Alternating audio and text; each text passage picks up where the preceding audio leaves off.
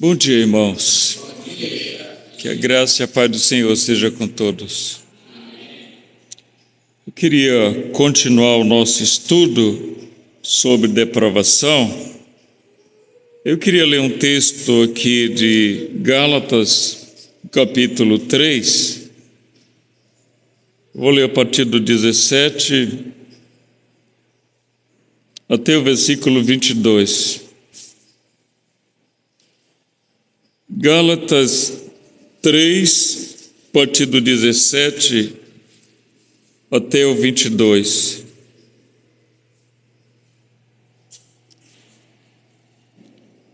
Gálatas capítulo 3, a partir do 17 ao 22, diz assim: E digo isto, uma lei anteriormente confirmada por Deus, a lei que veio 430 anos depois, não pode abrogar de forma que venha a desfazer a promessa. Porque se a herança provém de lei, já não decorre de promessa, mas foi pela promessa que Deus a concedeu gratuitamente a Abraão. Qual, pois, a razão de ser da lei? Foi adicionada por causa das transgressões, até que viesse o descendente a quem se fez a promessa, e foi promulgada por meio de anjos, pela mão de um mediador. Ora, o mediador não é de um, mas Deus é um. É porventura a lei contrária às promessas de Deus? De modo nenhum. Porque se fosse promulgada uma lei que pudesse dar vida, a justiça, na verdade, seria procedente de lei. Mas a Escritura encerrou tudo sob o pecado, para que, mediante a fé em Jesus Cristo, fosse a promessa concedida aos que creem. Somente até aqui. Senhor, te agradecemos pela sua santa palavra, agradecemos por estarmos reunidos aqui e pedimos, ó Deus, que o Espírito de Deus venha nos guiar, venha abrir as nossas mentes para compreender a sua santa palavra. Pedimos que o Espírito Santo fale aos nossos corações, pois dependemos do Senhor. Abençoe estes irmãos e a todos que estão neste momento também, Senhor. Em qualquer lugar no Brasil, pedimos que abençoes. Ainda lembramos deste conflito de guerra, de violência e morte que acontece em Israel e também no mundo, Senhor. Mas pedimos que o Senhor tenha misericórdia, pois muitas vidas têm sido ceifadas, perdidas eternamente, por causa de orgulho, de egoísmo, do pecado, da transgressão do homem, Senhor. O Senhor tem misericórdia de Israel, sabemos que o Senhor é o Deus da promessa, o Deus de Abraão, de Isaque, Jacó. E o Senhor disse na sua palavra: abençoarei os que te abençoarem, e amaldiçoarei os que te amaldiçoarem. O Senhor está com Israel, por certo que não perderá a batalha. Porém, ó Deus, sabemos que o pecado tem destroçado milhões de vidas. Nos ajude a entender a sua palavra, Senhor, em nome de Cristo. Amém. Podem sentar. Meus irmãos, estamos estudando sobre a sã doutrina, e dentre as doutrinas básicas que devemos aprender, uma das primeiras é sobre depravação ou depravação total. E que temos visto já um pouco sobre depravação é que, no sentido espiritual, não há nada no homem que ele possa se justificar diante de Deus. Aos olhos de Deus, ele está totalmente morto e perdido. Mas ainda resta pequenos traços da criação original do homem no sentido de viver na terra. Mas quanto a Deus, nós sabemos que o homem perdeu completamente a sua vida, a sua comunhão. Tudo que havia de bom no homem quando Deus criou foi estragado, foi danificado.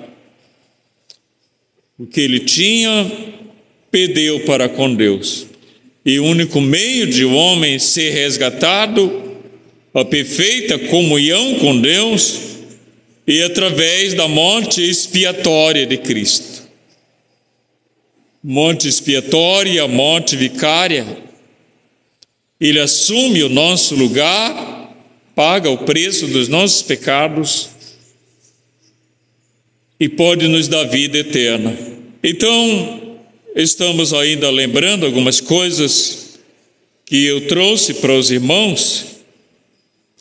Eu trouxe sobre algumas definições sobre pecado, e eu trouxe 5 aqui, e há outras, por certo, mas eu havia pelo menos compartilhado com os irmãos as 2 primeiras, não é? Dentre essas 5 definições, eu tinha já compartilhado. A primeira foi: pecado é ilegalidade, é a transgressão da lei de Deus. Nós vimos isso em 1 João 3, versículo 4, né? Todo aquele que pratica o pecado também transgride a lei, porque o pecado é a transgressão da lei de Deus.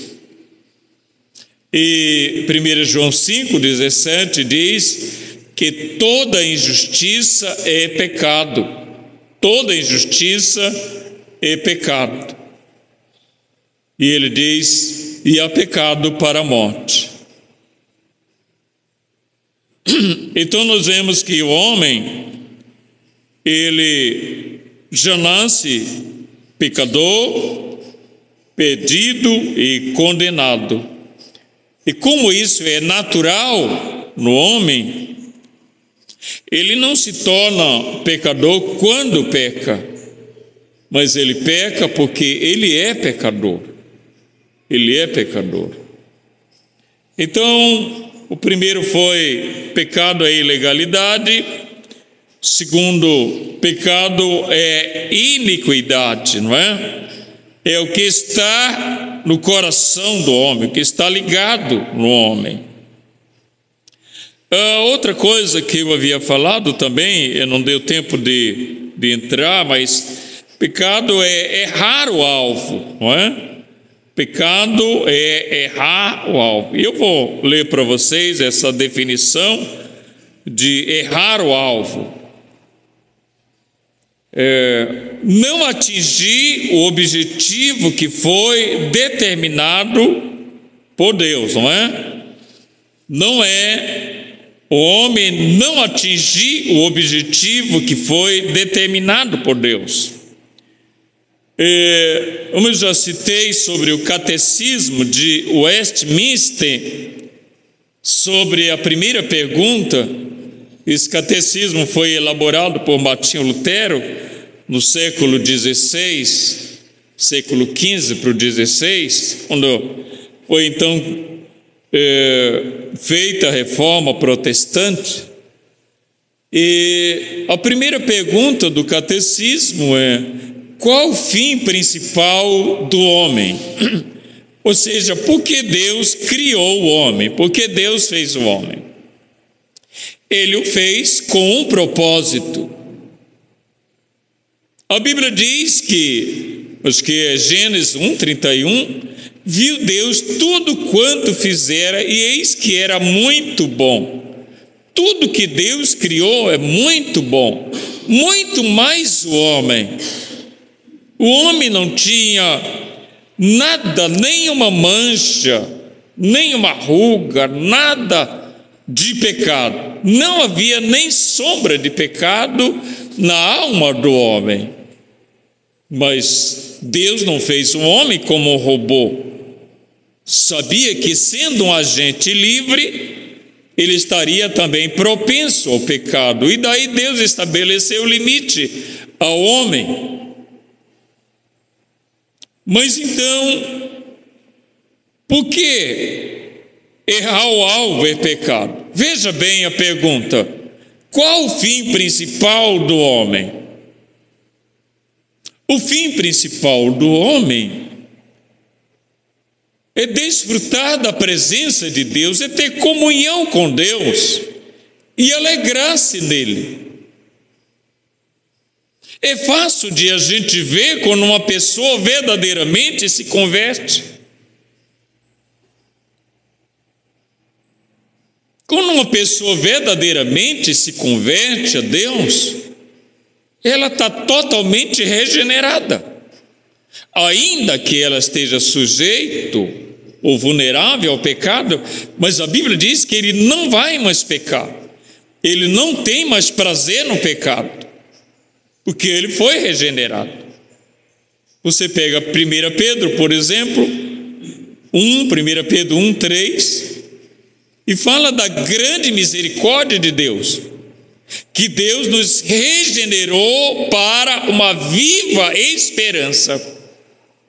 Para uma viva esperança. Então, a viva esperança, ela não é melancólica.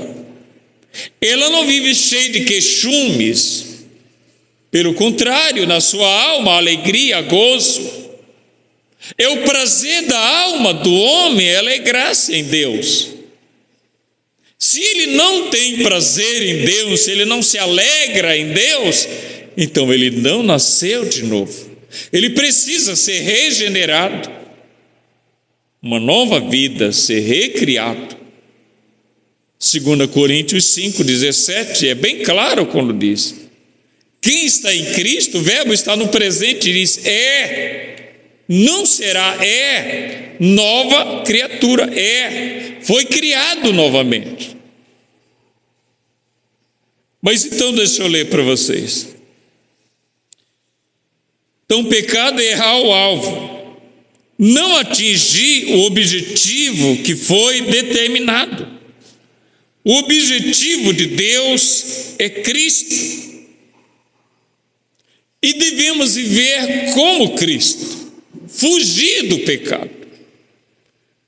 A Bíblia diz que Jesus foi tentado em todas as coisas, mas não cometeu o pecado. No que você imaginar, a Bíblia diz que ele foi tentado, mas ele não cometeu nenhum pecado. Que bom seria se nós fugíssemos do pecado, né? Como diz, quando o demônio foge da cruz. Mas então, o objetivo de Deus é Cristo, é nos fazer pequenos cristãos, pequenos cristos. Não foi em Antioquia, capítulo 11 de Atos, que eles foram chamados como seguidores de Cristo, de cristãos, pequenos cristos? O objetivo e propósito final da vida toda é viver à altura da vida de Cristo. Ele veio para nos mostrar o que o homem pode alcançar aqui na terra. E quando não seguimos seu exemplo, erramos o alvo e deixamos de alcançar o padrão divino. Quem já leu aquele livro de um indiano chamado Sundar Singh? Ele é o apóstolo dos pés sangrentos. Quando aquele homem se converte realmente a Cristo, que foi expulso da família e perdeu toda a herança, porque ele era de uma casta rica, e aí ele jejuou 40 dias e 40 noites. E dizem que os pés dele, quando caminhava procurando almas perdidas, sangrava, deixava marcas de sangue. Por isso é chamado de o apóstolo dos pés sangrentos, Sundar Singh. Mas dizem que as crianças, quando viam aquele homem no vilarejo, e diziam: mamãe, olha Jesus, Jesus está aqui. Aquele homem se identificava com Cristo. Havia bondade, havia amor, prazer em viver para Deus. Assim deve ser nós também. Devemos ter prazer. É bem verdade que temos passado por luta e é necessário. Quem já leu o livro O Peregrino sabe disso. Vai passar por alguma dificuldade, mas o prazer é estar com Cristo. E eu pus aqui algumas passagens, eu queria ler aqui com vocês sobre essa situação de alcançar o alvo. Eu vou ler primeiramente aqui no Salmo 73, versículo 24 ao 26. Ele diz assim, Salmo 73, 24 diz: tu me guias com o teu conselho e depois me recebes na glória. Quem mais tenho eu no céu? Não há outro em quem eu me compraza na terra. Ainda que a minha carne e o meu coração desfaleçam, Deus é a fortaleza do meu coração e a minha herança para sempre. Ou seja, alguém com uma alma totalmente posta em Deus, guiada por Deus e alegrando-se em Deus.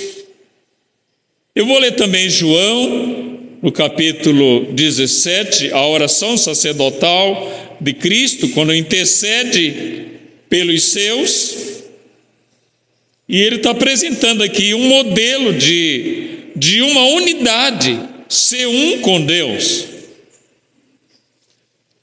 Vou ler João 17, o versículo 22 ao 24 apenas. Vamos ver o que diz. João 17, 22 diz: eu lhes tenho transmitido a glória que me tens dado, para que sejam um, como nós o somos. Eu neles e tu em mim, a fim de que sejam aperfeiçoados na unidade, para que o mundo conheça que tu me enviaste e os amaste, como também amaste a mim. Pai, a minha vontade é que onde eu estou, estejam também comigo os que me deste, para que vejam a minha glória que me conferiste, porque me amaste antes da fundação do mundo. Então você vê a alegria de quem vive para Deus. Eu queria ler ainda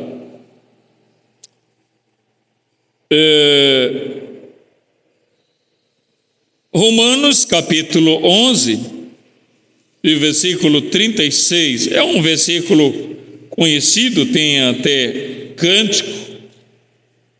Mas é um versículo interessante para a gente meditar também. Romanos 11:36, ele diz: porque dele, e por meio dele, e para ele, são todas as coisas. A ele, pois, a glória eternamente. Amém.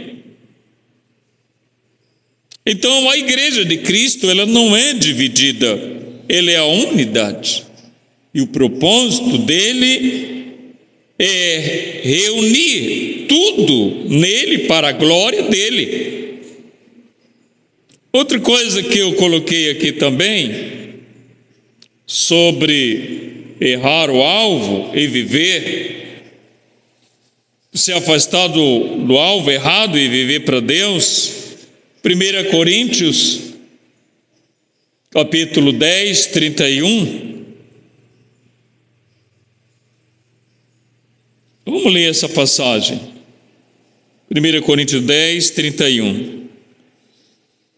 Portanto, quer comais, quer bebais, ou façais outra coisa qualquer, fazei tudo para a glória de Deus. Fazei tudo para a glória de Deus. Se o propósito de Deus é nos criar em Cristo para que vivamos como Cristo, qualquer coisa que façamos, devemos pensar nisso. Tudo para a glória de Deus. Se tal não for, erramos o alvo e pecamos. O reverendo Hernando Dias Lopes disse que um dia foi pregar numa manhã e os jovens chegaram de manhã cedo, aparentemente passaram a noite nas festas. Quando chegaram mascando chiclete ou bala de hortelã, porque ainda estavam cheirando um pouco de álcool, mas vieram para a igreja porque eram membros da igreja. E ele foi conversar com aqueles jovens e eles defenderam a sua situação. Mas qual é o problema? Qual é o problema? A gente só estava se divertindo, mas a gente está na igreja. E ele citou essa passagem. E ele disse: isso realmente glorifica a Deus, a maneira como vocês vivem? Vocês vivem em pecado e acham que isso Deus vai gostar? E ele diz: portanto, que comais, que bebais, ou façais outra coisa qualquer, fazei tudo para a glória de Deus. Talvez o pastor não esteja vendo, talvez não haja irmão vendo, mas será se o homem se esconderia de Deus? Ele pecaria e Deus não perceberia? Em absoluto. Vamos lá então, um pouco mais na frente. Então, pecado é errar o alvo. Agora, pecado é transgressão. E essa palavra para nós ela é muito pesada, porque foi aí que aconteceu a maior tragédia da humanidade. O homem não apenas pecou, ele pecou deliberadamente, sabia que estava errado, sabia que era errado, e ele fez propositadamente. Eu conheci uma mulher e se apaixonou pelo homem, o homem disse: mas teria problema se nós fôssemos para um motel? Ela disse: eu acho que não, porque eu acho que Deus perdoa, não tem problema. Como nos encontramos desculpa para o pecado? Pecamos deliberadamente aos olhos de Deus, e achamos tudo normal. Você está lembrado de 1 João 5,17? Medita nisso. 1 João 3,4. Medita nessas coisas. Quando no dia do juízo do grande trono branco, lembre, a partir do 11 até o 15, a Bíblia diz: nesse dia se abriram livros, e o livro da vida foi aberto. E a Bíblia diz: cada um foi julgado segundo o que está escrito no livro. Não pense que Deus não leva em conta os pecados. Deus leva. Deus leva muito a sério qualquer pecado. Você pega Salmo 19, versículo de 12 a 14, e Davi diz: quem é que pode discernir as próprias faltas? Quem é que pode entender todos os seus pecados? Já que Jeremias 17:9 diz que o homem é enganoso, o coração do homem é perverso. E Davi diz, no Salmo 19, ele diz: absolve-me desses pecados que me são ocultos. E ele diz: também da soberba guarda o teu servo, que ela não me domine. Então serei irrepreensível e ficarei livre de grande transgressão. E o versículo 14 de Salmo 19 diz: as palavras dos meus lábios e o meditar do meu coração sejam agradáveis na tua presença, Senhor, Rei meu e Deus meu. As palavras dos meus lábios e o meditar do meu coração. Interessante, eu estava conversando com o irmão que é líder da igreja onde nós estamos nos congregando, e ele disse que o americano foi conversar com a classe que eu havia dado estudo lá por uma semana,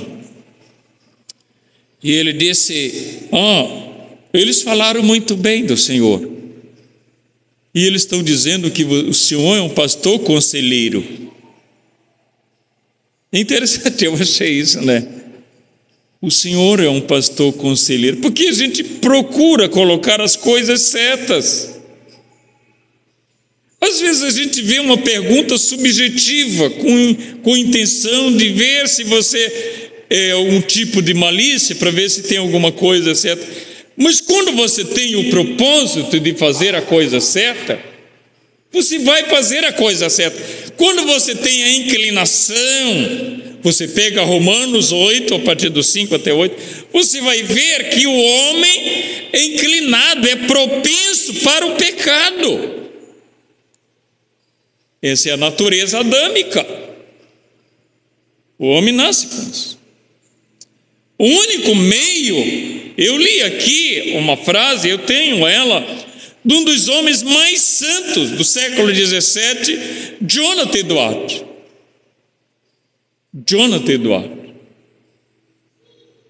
Dizem que Jonathan Edwards, apesar de morrer jovem ainda, ele tinha muitos amigos, e ele pegou uma tuberculose muito grande e não conseguia escapar. E os amigos estavam ali vendo os seus últimos dias, e ele pediu para ficar sozinho. Jonathan Edwards. Por isso que eu digo, se você quiser qualquer coisa de Jonathan Edwards, você vai ser abençoado. Então, a história diz que os amigos íntimos deles, quando se afastaram um pouquinho, ele deixou sozinho no quarto, ouviram ele pedindo grande misericórdia de Deus, implorando a Deus por sua misericórdia. Não era um homem, eu tenho um livro dele, As Firmes Resoluções de Jonathan Edwards. Compre este livro. As Firmes Resoluções de Jonathan Edwards. As decisões que ele tomou firmemente para não pecar contra Deus e não perder tempo com coisinhas. Então eu estava lendo como ele se sentia quando ele disse que olhava ao seu coração. Ele via uma coisa tão terrível e abominável como se fosse pior do que as profundezas do inferno. Sabe por que nós não vemos o nosso pecado? Porque não nos aproximamos da luz. Quando você se aproxima da luz de Deus, você medita bem em 2 Crônicas 7,14, que é usado muito este versículo para avivamento. E aí a gente vê quantos somos pecadores. Mas, meus amados, vamos então aqui. Pecado é transgressão, é a intrusão ou intromissão da vontade própria na esfera da autoridade divina. Veja-se, a primeira pergunta do Catecismo de Westminster é: qual o propósito final do homem? É desfrutar da comunhão com Deus, viver para Deus e se alegrar nele para sempre, e o homem não vive isso. O homem se afastou de Deus. Então é porque ele mesmo é responsável pelos seus atos. E quando ele erra o alvo, quando ele transgride, ele sofre as consequências. Ele não pode viver em paz com Deus em pecado. Então vamos lá. Pecado é transgressão, é a intrusão da vontade própria na esfera da autoridade divina. Às vezes é porque o homem não tem a consciência de que ele foi criado por Deus e para Deus. Quando Deus criou o homem e soprou nele o fôlego de vida, e o homem passou a ser alma vivente, Deus colocou no homem uma parte da vida dele. Por isso que o homem foi criado à imagem e semelhança de Deus. É um ser inteligente, é racional, capaz de tomar grandes decisões, capaz de chegar num lugar e dizer: eu não quero ir para cá, eu quero ir para cá. Capaz de alegrar-se e capaz de chorar. São atributos que Deus deu ao homem. Em nenhum outro animal tem isso. Em nenhum outro. Mas o homem esquece que foi Deus que o criou. Às vezes eu assistia muito o jornal da Globo, e aí a gente via, hoje eu não assisto mais a Globo, mas a gente via o jornalista dizer: boa noite, até amanhã. E às vezes eu dizia para minha esposa: ele não disse Deus quiser. Não pode falar de Deus porque se esqueceu de Deus. Não há temor de Deus. Quando você tem temor a Deus, você procura ser agradável a Deus. Mas vamos lá então, né? Então o homem infringiu, né, pela sua vontade própria, e se rebelou contra Deus. O pecado não é somente uma coisa negativa, não é apenas a ausência de amor a Deus. O pecado não é somente uma coisa negativa, não é apenas a ausência de amor a Deus. O pecado é fazer uma escolha positiva, preferir a si mesmo em vez de Deus. Em vez de Deus. Você lembra de uma passagem de Hebreus 11, eu acho que a partir do 24, falando de Moisés, que foi criado pela sua mãe, eu não me engano era Joquebede. Ele foi criado, Moisés foi criado na corte de Faraó.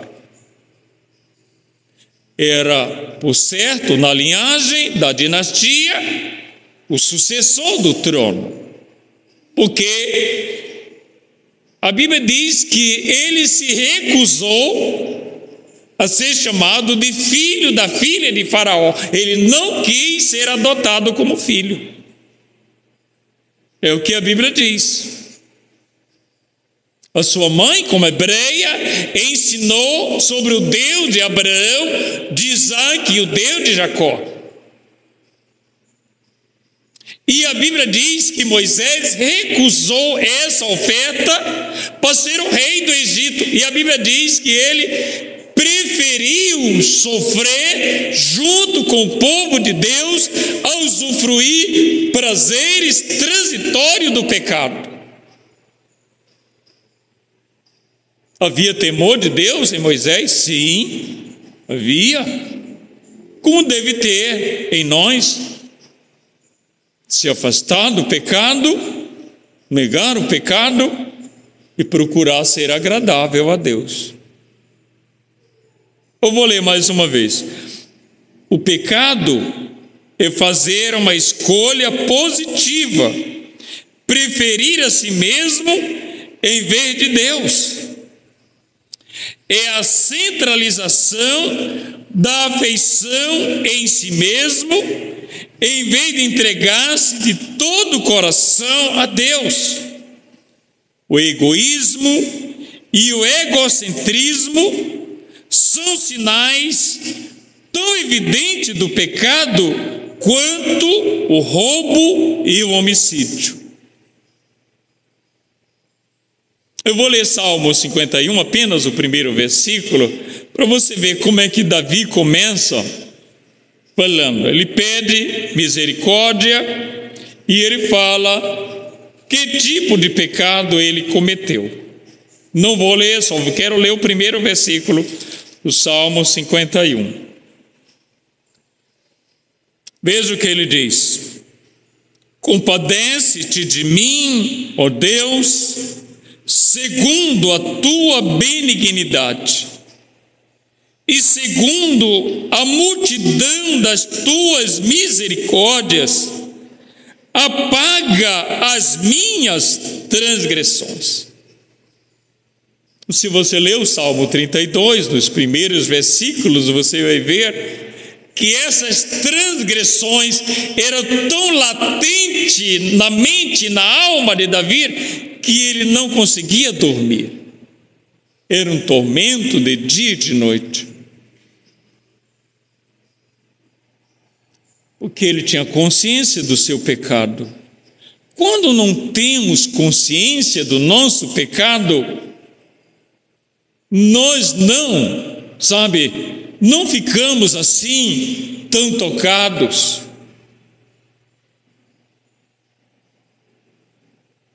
Porque o pecado não aparece. Mas Davi disse, falando de muitas transgressões, e segundo a multidão das tuas misericórdias, apaga as minhas transgressões. Nós sabemos o terrível pecado que Davi cometeu, e por isso ele estava sem paz. Deixa eu continuar ainda aqui. O Salmo 2, 23 também fala essa palavrinha. Olha, desculpe, Romanos 2, 22, 2, 23. Romanos 2, 23. falando sobre o pecado daqueles que querem guardar a lei. Romanos 2:23 diz: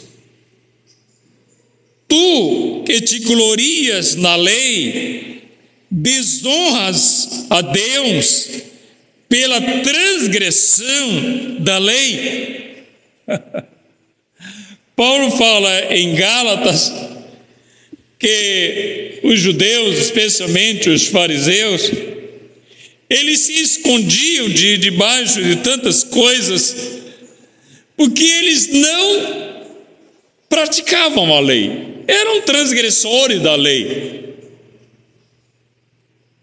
Não tem um homem que cumpriu totalmente a lei, não tem. Só Cristo veio para cumprir a lei. Tiago 2:10 diz: se você errar num ponto só, você errou em todos.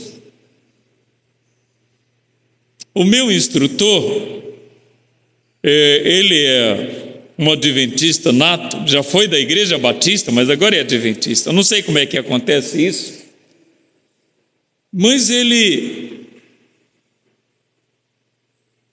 só pode trabalhar até às 5 da tarde de sexta-feira.